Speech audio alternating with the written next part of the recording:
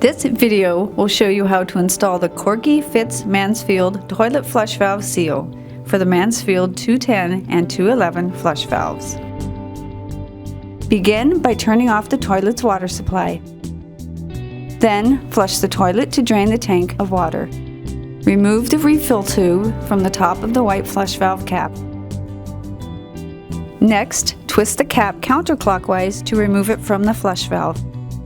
Rotate the flush valve away from the flush lever and pull the tower up to access the seal.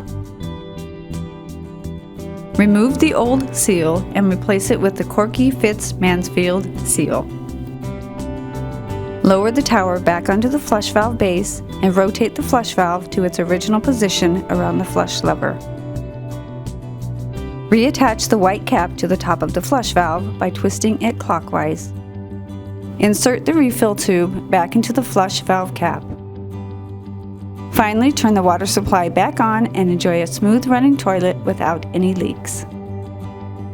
Congratulations, you've successfully installed your new flush valve seal. Still have questions?